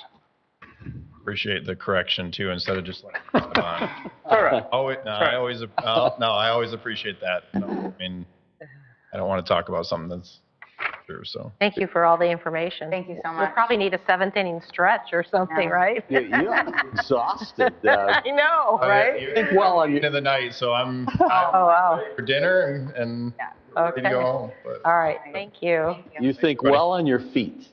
yeah, Thank you. Really do. Thank Thanks you. for coming for moral support. yeah. You can make those girls come up here if you want. I'm teasing. Yeah, I mean, I'm teasing. no, next time she'll present. So Okay.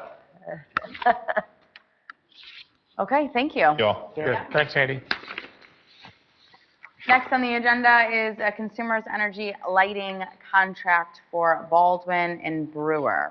Hey, Kelly, Oh, yes. do we have a motion for that, accept the rate table? Oh, we did need that, don't we? All right, Yes. is there a motion to adopt the rate table with no general fund contribution? So move. Support. Moved by Gary, supported by John. Amy, it really doesn't matter. Doesn't matter. Just before we vote on that motion, I just will say, as somebody not on the Utilities Committee, I completely agree with that decision. I don't, the users should pay for it themselves. I agree. Yep. Okay, all those in favor of the motion, say aye. Aye. It's carried unanimously. Thank you for correcting me.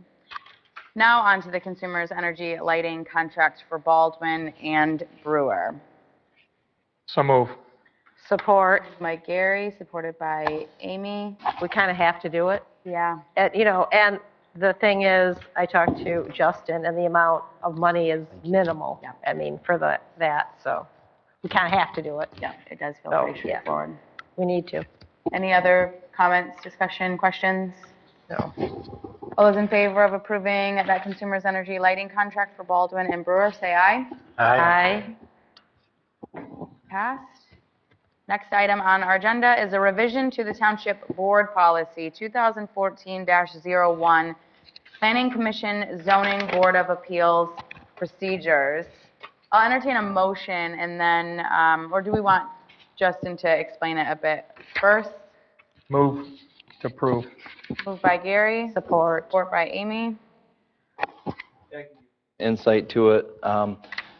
We have actually a few properties in Georgetown Township that we've had developers come to us repeatedly, asking for feedback. We give feedback, and then they come back with a design, not listening to the feedback from staff and from a board member. And we're kind of stuck between a rock and a hard place, continuously paying staff to review this, having meetings, and we need to be, I guess, true to the taxpayer and a community that if they want to move forward and develop a property, they need to basically pay for the services rendered. I completely agree with the policy. As somebody who does a lot of applications throughout Kent, Ottawa, Allegan, Muskegon counties, but I will say, are we just charging it on an as-needed basis, or are we increasing our escrow fee? Because I wonder if we're going to be chasing tails a little bit. Most communities that I work in require hefty escrow payments. So I'll submit a $500 application fee with a $5,000 escrow check. And every time I literally pick up the phone and call them, I get a line item bill that says called for 15 minutes and they charge me for it. FYI. So that could be an item that could be thrown back to finance for review if you wanted to go that route. And like, it's very common that I get monthly bills for every little thing municipalities are doing as it relates to development projects within their community. Every question to the attorney, every time the zoning administrator completes a review, it is not uncommon. I like that idea. Like calling your attorney. And then most of them also you have to maintain a certain escrow balance or they won't do anything. So if your escrow balance drops below a certain amount, you've got to refill it back up to that full amount before they'll continue with your project. We can talk about finance. Wow. I think this is a fair way to get us started, but I do think it's probably worth investigating it a bit further because I don't want to see us racking up fees that we are just like waiting for payment on. How are we going to hold people? You know, we'll have to hold people responsible somehow for making those payments before we continue with their application if that's our policy. And then they get a What's your- refund at the end, correct? Yeah. Yeah, we'll get a refund of Money. our escrow fee at the end. Not a big deal. You just It take the ties money into out. affordable housing though. Yeah, that's the least, the Another $5 escrow fees grand. are the least of my concern, How long honestly. does Just telling you, escrow fee last? all those $5 grand add up. Project approved, I can ask. Yeah, for but do we have that. the staff to do all But I that? mean, if these I know, guys, 'cause I pay them. we have people that are doing this over a year's period of time, does Yeah. escrow last? Time.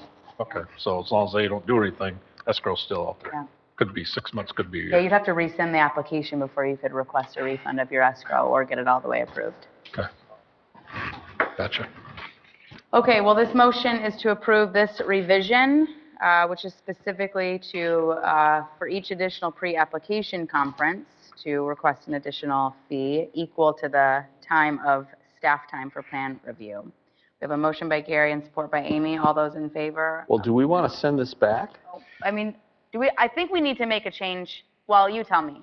I'm okay with making a change because I think a change needs to be made. Yeah. And then we'll continue to look at it. Correct. That's my recommendation too. Oh, fine. Yeah. I think it gets the ball rolling Yep. because I do think that there's That makes being sense. taken advantage Sure. of that's I like already your idea. I think that makes it cleaner. happening. Okay, all those in favor with this motion, say aye. Aye. Aye. And then we'll make a note to bring that back up at Finance Committee. Next on the agenda is the West Michigan Health Insurance Pool Resolution. Justin, do you want to? Yes, to be a voting member of the pool that's, I think Mr. Blitchak got us a part of 3 years ago, we have to have this resolution. We then we're a voting member for contract changes that are presented at a yearly meeting in September. So this is an item that we have to have on our rolls, and that the pool has to have it to be, again, a voting member. So this is an item, I guess, that was maybe overlooked in the past, and as they were doing an audit, they found that we need to have this filled out and signed. So Okay. I make a motion that we approve the West Michigan Health Insurance Pool. Support. Motion by Gary, support by John. Since this is a resolution, I'll do a roll call vote. Treasurer DeWitt, Yes. Trustee Kelly, Yes. Trustee Schwalm, Yes. Trustee Grassman, Yes. Clerk is a yes. Trustee Veldink, Yes. yes. 6 in favor. Motion passes. Resolution passes. Okay. Making our way. Number 16, I need to be Schedule. excused. okay. Should we take a little break or do you want to keep moving? You only got 3 things. Okay. Yeah. Next on the agenda is to schedule budget meetings. So this motion is to approve the below schedule for budget meetings as recommended by the Finance Committee. It looks like the first is just at a Finance Committee and the subsequent 3 meetings are at board meetings. correct. Is there a motion to approve So moved. the schedule? Support. Moved by Trustee Kelly, support by Trustee Grassman. We still have 5. We can take a vote. You bet. You wanna- You still have quorum, so. Yeah, okay. All those in favor of that motion, say aye. Aye. Aye. We'll make a note that Trustee Veldink was absent for that particular vote. Next item is 12th Avenue Road paving and reconstruction. The motion is to approve the updated estimated cost of paving and reconstructing 12th Avenue for $620,000 as recommended by the Utilities Committee. So moved. And support. Moved by Trustee Kelly, supported by Trustee Schwalm. Is there any discussion on this or any questions, comments? Let's get it done. Yeah, we've talked about it for too long. Very patient. Moving. Yeah. My only question is, Professional. why didn't somebody know that gas line or whatever it was there to our previous approval? It was engineering, as the road commission, they said they don't, I guess, look at it until they have the engineering to go through. They do all the mapping and they don't spend a lot of time on it, so. Yeah, but they came up with a pretty hefty price the first time. I think that would, I can't speak for the road commission. I'll add it to the email I sent to them tomorrow morning. Okay, any further? agree, get it done. Get it done. All those in favor? Aye. Aye. Aye. Aye. It is approved. Other note that trustee Veldink was absent for that vote. Next item on the agenda is the Allward Elementary School crosswalk. This motion is to relocate the crosswalk for Allward Elementary School near Port Sheldon Street and Brookfield Drive, 35 feet to the east, as recommended by the Utilities Committee. And I think there's something to do with the Metro Council as well with this recommendation. John, do you know more about that? Or Justin? Shed some light. Grand Valley Metro Council has I guess a grant or a ability to add in almost like an island to protect citizens and students going to school. The road commission, after review of them, they wanted to, they said, well, you can do it, but you would have to move it to the east because you're interfering with the turn lane. And this is what one of the islands could look like. This is the second most complained about area, I think, of our crosswalks and by our crossing guards. And I think the small investment of pouring some concrete and relocating it, I think will have a long-term benefit to the township, so. And it's safety. Yeah. Big safety issue. I know, I've said it before that, and even the road commission presentation tonight, they made the comment that, if you're looking at traffic, speed studies, and often if it's the 85th percentile that's driving at no accidents or a safe speed, it's often faster than what our speed limits are. The only real way to address safety concerns on roadways is through some of these visual mechanisms, road diets or other visual mechanisms. I think it's a really smart move for safety. Yep. Yeah. I think they said it in other areas, it's held up with snow plowing. Yeah. And if someone loses control, I don't believe there's like a major accident hazard there. I think they can drive pretty much right over top of it. Like it. They'll pop up. They might Yeah. Right. hit your bumper, but. Sure. Yep. Is there a motion for that relocation? Support. Who was the motion on that? Kelly? Grassman? All those in favor say aye. Aye. Okay, and number 19, Georgetown Rangers Soccer Club License Agreement. So this is to approve the license agreement with the Georgetown Rangers Soccer Club for use of the recreational field on the township property for $25,000 per year for 5 years, as recommended by the Finance Committee. Justin, I think this one too is worth you giving a little bit of background on. There was some interesting information, I think, to share just on their usage and. Yeah. So this, I guess, going back to when I first started with the township here a couple of years ago, has been on my radar as we're going through contracts, kind of ironing out things that maybe got swept aside, I guess, during COVID. And we knew that this was an expired agreement. So then we started looking at the arrangement that was set forth. I added a meter to check on the amount of water or usage of electricity because it was just tied to our township building, and the water meter that runs out to the outbuilding that served as a softball bathroom 25 plus years ago was basically on the township tab too. So we basically put them on their own account. There was discussion if we're going to allow a new agreement because we didn't know what was going on in the cemetery. Last fall, the board made a unanimous decision to move forward with cutting the trees and expanding so we have useful life out of the current section of cemetery. So now we came back to how long will the Rangers stay there. I sent them a letter last year giving them till December 31st. We had a verbal agreement till June 1st because we, again, didn't know what the ramifications would this look like. And we, I guess through negotiations back and forth, settled at $25,000 a year, and they'll also pay the utilities that haven't been paying. So I guess it's for 5 years, and they're going to reevaluate where the cemetery is and what direction we as a township have to do. Long term, the current fields will be a cemetery. Yes.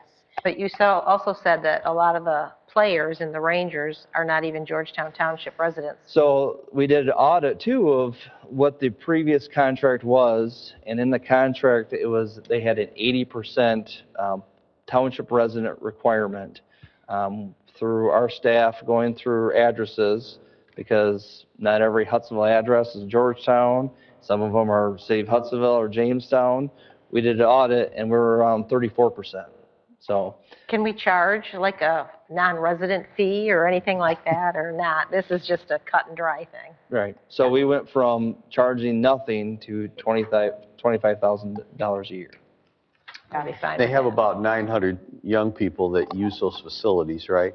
The list I was given was like 850, 840. Okay. It's estimated between that site and the soccer bowl, maybe up to 1,000. So All right. And I know they've been working hard to try to find a permanent location, and they have, I don't know if they have a formal capital fund that they are creating, but they are aware of needing to find another location, because I've talked to the club.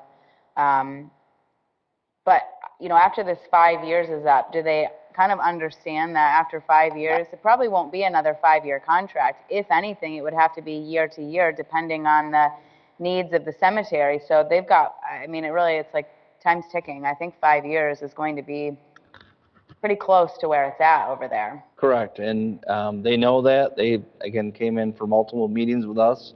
And we'll, I guess, cross that bridge when we get there. But if we ever have a bad flu in 5 years and we have 56,000 residents, large portion of them are elderly, it could, you know, impact the speed in which we move to the west side of 28th Ave. So We won't manifest that. Yeah. Thank you. Not, yeah. You're ruthless. Ow. Where'd that come You from? saying that me and Gene can't plant trees there yet? So if we could, like, you know, us three, Yeah, we're get our done. spots marked on, get a tree there now. We're under Have to wait. be under the shade.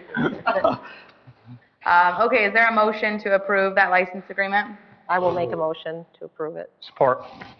By Amy, supported by Gary. All those in favor say aye. Hi. Aye.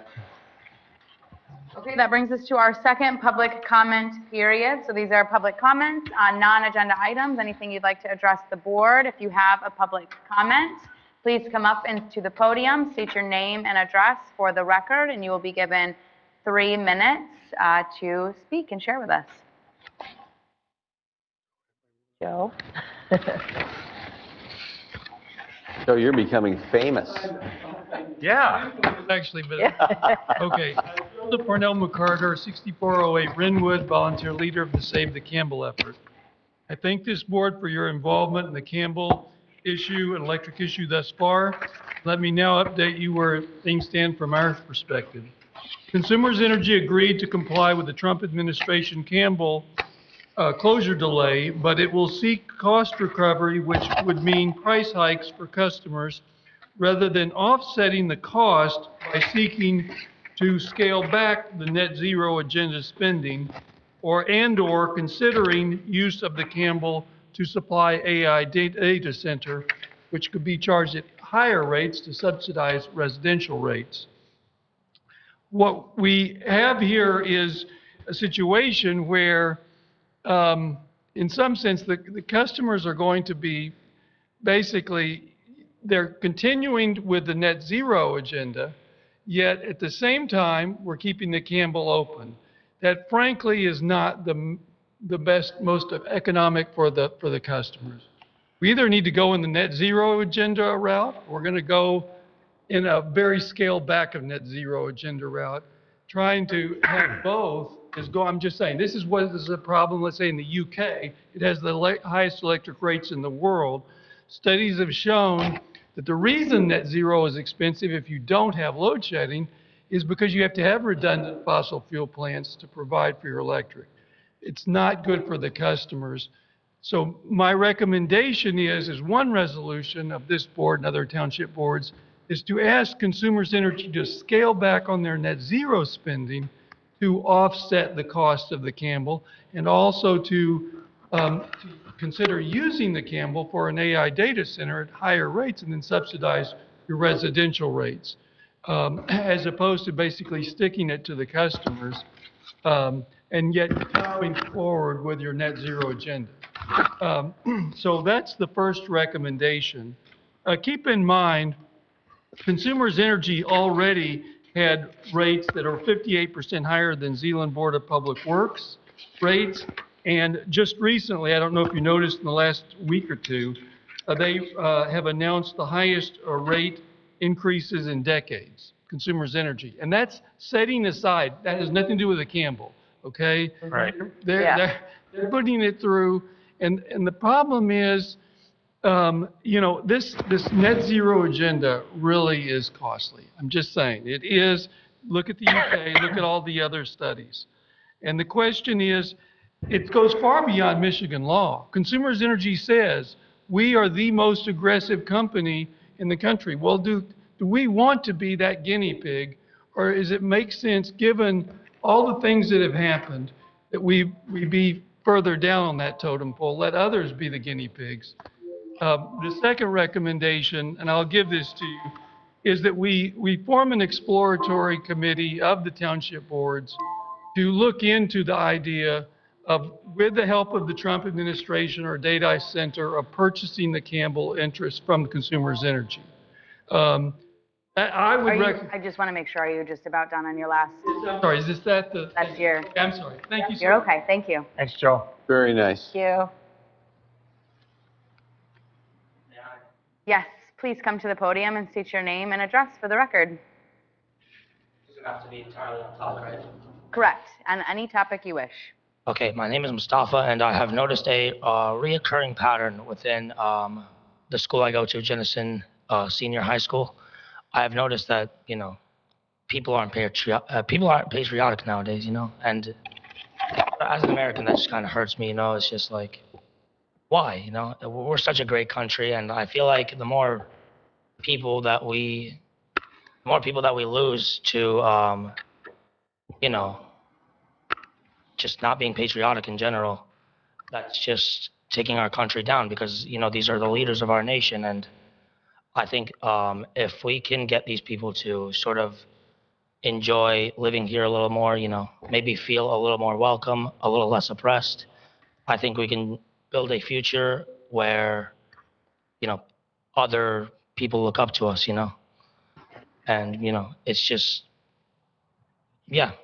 kind of hard to see our country going in that direction of where even people who are so young and don't really understand like what's really going on, they just jump to conclusions and say like, oh my gosh, this guy sucks and this guy sucks and I hate this country, I'm moving somewhere else, and that's not who we are.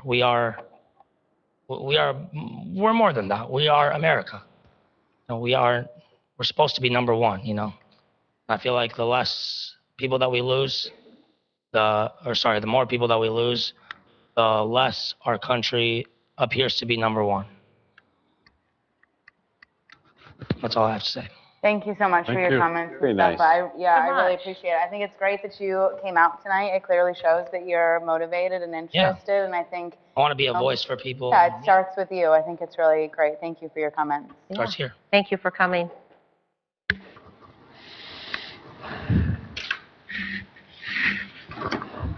Any other public comment? My name is Shredder. I was going to say just two things. I didn't catch your name, and could you state your address for the record, too? I'm in Hudsonville. There were a few things said before that I wasn't going to say about, but since they brought it up. With water, I don't know if you know this, but you have a lot of industry that have a lot of heat, you have a lot of water. There are a lot of things that if you take an antibiotic, 40 to 90% of that actually goes out into the water. And when you have an antibiotic that's diluted, that actually is a recipe for superbugs. What we could do is not have the whole water, you have the water plant wherever you want, but if you could take some of those lines out to industry, what they have is all that heat, you could heat that water up and you could actually break up those particles and you can kill the viruses and bacteria with not a lot of extra money. Secondly, as far as you have all these different costs, if you were to do something, the largest crop in the United States is grass. If you were to do something like a creeping thyme, you do not have to water it, you do not have to water carrot. You can use those savings other places. The other thing is when you have utilities, they put large maples up, they get into the lines, you have to cut them, and they also go in the root system, which is also money. Even if you pear trees, it would be less. You could grab it, you'd actually feed people, and you're not causing damage to the underground grounds or the lines. That's just for that stuff. Okay, now I'm going to get into what I want to go to, but that would save you some money. All right, okay. So there's this big benefit for the billionaire bill that's going through, and they want to cut between $700 to $800 billion for Medicaid, which 50% of that is actually delivery of babies and health care for children. They also want to do food stamps, which like for your your Meals on Wheels, they're already getting cuts for that. And if they do that, there's also buried in that bill is AI, which AI can take jobs. They don't want to be able to regulate that for 10 years. Okay, and that's at the state level. That takes away states' rights. They also want to defund the courts so that they can't enforce contempt. Or if you were, let's say, a woman being battered, to be able to keep that man away from you, you would not be able to do that unless you put in these large bonds. And when they do this, this deficit is not because of what they're doing to taking away food and health care. The major part of the deficit of this bill is actually paying rich people more money. That is where the majority of it is. And Republican Rand Paul said $5 trillion over the next 5 years, and Republican Macy was one of two good men who actually are Republican in the House, turned it down. Why? Because we did 10 years, it's going to cost $20 to $30 trillion of debt to us. That will trigger another clause which will cut $500 billion in Medicare. That will shut down ERs, that will shut down nursing homes, which 30 different states, you will be required to take those people in. Even if you don't have ramps for your family, even if you don't have adaptive bathrooms, if you don't have time, you will be required to do that. There's some huge, huge things going on here. And I have some ideas. If people would like to come Wednesday, 6 o'clock by the library, we could go into some things we could do. I also think that the Doge going through, if the Doge was actually the Doge, they would be saying you're not spending $10 million to go down to Florida. They would be saying go golf down the road at the White House. That would save $10 million a month. If you say this $400 million plane, what they're not talking about is that's $2 billion to tear it down, rebuild it, and you wouldn't have that done until afterwards. Two Air Force Ones, we don't need a third for $2 billion. We don't need this military. So here's the thing with all of this, okay? Just real quick to wrap up, since you have your 3 minutes. The federal government is not paying for healthcare. They're not paying for food. That means the states are going to have to take on more costs. Okay, we can be doing things now. We can be doing things like community gardens and other things. I would like, again, at 6 o'clock, if anyone wants to be in front of the library over here, we can talk about some things. I would like to also look at a class action lawsuit for some of our congressmen. I think we're at our time limit. Thank you so much for your comments. Thank you for coming tonight and speaking. Thank you. Are there any other public comments? Sean, would you like to make any public comments tonight? Okay.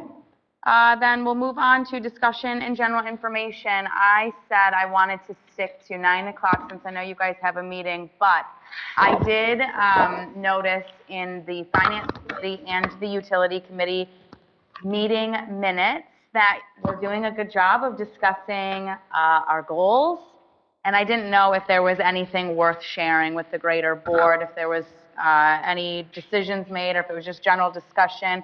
I think it's important to kind of report back a little bit. I'm curious to hear what others are working on. So is there anything? We have no money. So the goals only happen if there's money. It's unfunded goals right now. Okay. So just dreams. Yeah, dreams. Dreams are cheap. Yeah. It's those unfunded dreams that are. Was there anything positive though? I mean, I see obviously on the Utilities Committee, you know, quarterly reports from Ottawa County. That doesn't cost any money. Is there somebody being assigned? We haven't even had one quarter yet. We only did this a month and a half ago. We're addressing the goals virtually at every meeting, but we have been buried with what you just heard here tonight. And that is the biggest changes we've ever had in Georgetown Township will have in the next couple of years. I think that's more what I was curious, is if it was just something that's reappearing on every meeting, or if there's actually discussion. We'll take them and address it, but all of the stuff, we're racing to get this, what we approved tonight, they need to make sure they have on the bills in July. Sure. So, yeah, it's been consuming us. Okay. I think that's all I was curious on. We do bring them up. We don't just write them down. Anything worth reporting back. We do. Wow.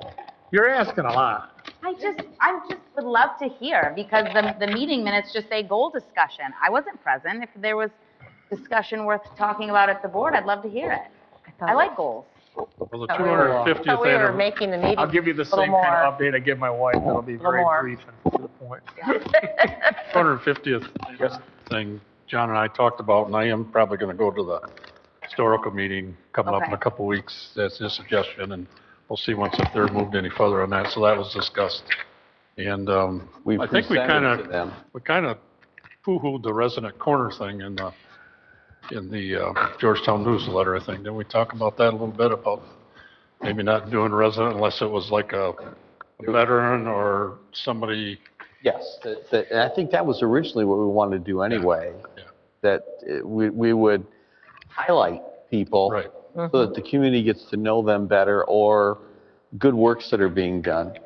Correct. Yeah. So there were some discussions on that, so. Anything else? One thing I noticed is the block cameras are taking a lot of heat around the area. Oh, We just put 2 of them at Georgetown, so.